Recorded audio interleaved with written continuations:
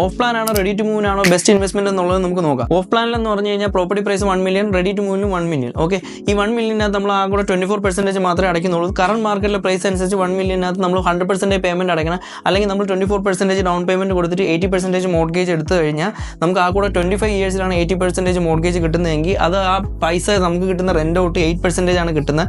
8 to 10% അത് complete നമുക്ക് mortgage അടച്ച് പോകാനേ ഉണ്ടാവുള്ളൂ വിത്ത് പലിശ അടക്കം. ഓക്കെ, അതിനകത്ത് അപ്രിസിയേഷൻ എന്ന് പറഞ്ഞു കഴിഞ്ഞാൽ ഡിപ്പെൻഡ് ഓൺ മാർക്കറ്റ് ആണ്. കാര്യം അത് 3 വർഷം കഴിയുമ്പോൾ ഓൾഡ് ആവുകയാണ് ചെയ്യുന്നത്. ഇതേ സമയം ഓഫ് പ്ലാൻ ആണെന്നുണ്ടെങ്കിൽ 24% ഡൗൺ പേയ്മെന്റ് എടുത്ത് 2,40,000 രൂപ നമ്മൾ കൊടുത്ത് 1% മന്ത്ലി 24,000 വെച്ച് നമ്മൾ കൊടുത്ത് പോയി കഴിഞ്ഞാൽ 3 years കൊണ്ട് പേയ്മെന്റ് കംപ്ലീറ്റ് ആവും. 3 years കൊണ്ട് കംപ്ലീറ്റ് ആകുമ്പോൾ നമ്മൾ 70% മാത്രമേ പേയ്മെന്റ് അടയ്ക്കുന്നുണ്ടാവുള്ളൂ. സോ 7 ലക്ഷം ദിർഹംസാണ് നമ്മൾ അടയ്ക്കുന്നത്. 7 ലക്ഷം ദിർഹംസ് കൊണ്ട് നമ്മൾ അടച്ചിട്ട് അത് വിൽക്കാൻ നോക്കുമ്പോഴത്തേക്ക് 1.3 million കിട്ടും. നമുക്ക് 30% പ്രോഫിറ്റ് കിട്ടും. ബാക്കി നമ്മൾ പേയ്മെന്റ് ഡെവലപ്പർക്ക് അടച്ചിട്ട് നമുക്ക് എന്ത് ചെയ്യാൻ പറ്റും, ഇത് പ്രോഫിറ്റ് ആയിട്ട് വിൽക്കാൻ പറ്റും. സോ നിങ്ങൾ തന്നെ ആലോചിച്ച് നോക്കി ഇതിൽ ഏതാണ് ബെറ്റർ ഇൻവെസ്റ്റ്മെന്റ് എന്നുള്ളത്.